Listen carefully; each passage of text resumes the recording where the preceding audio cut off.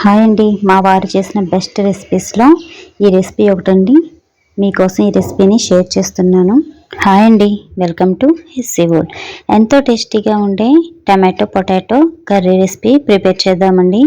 ఇది టిఫిన్స్లో అంటే చపాతీ మరియు రైస్కి బెస్ట్ కాంబినేషన్ అండి. ప్రాసెస్ని స్టార్ట్ చేద్దామండి. స్టవ్ పై ముందుగా ఒక ప్యాన్ పెట్టుకుందామండి.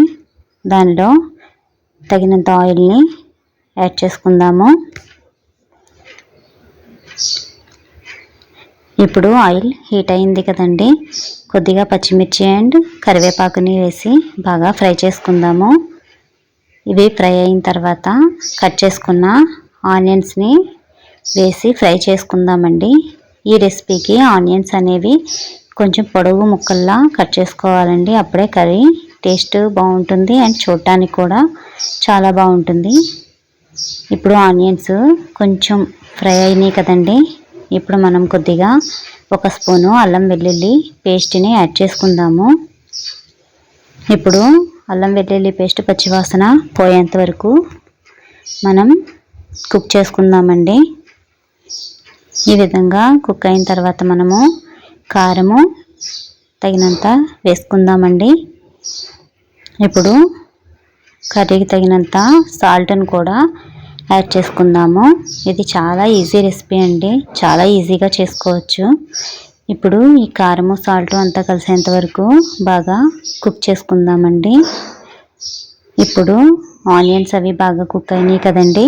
ఇప్పుడు ఉడికించిన బంగాళదుంప ముక్కల్ని యాడ్ చేసుకుందాము. ఇప్పుడు ఒక కప్పు టమాటా ముక్కల్ని కూడా యాడ్ చేసుకుని బాగా కలుపుకుందామండి. ఈ విధంగా కలుపుకొని కొంచెం సేపు కుక్నివ్వాలి. కుక్ అవుతుంది కదండి. ఇప్పుడు వాటర్ని యాడ్ చేసుకుందాము. ఇప్పుడు వాటర్ వేయడం వల్ల కన్సిస్టెన్సీ అనేది కొంచెం పలచగా అయింది కదండి.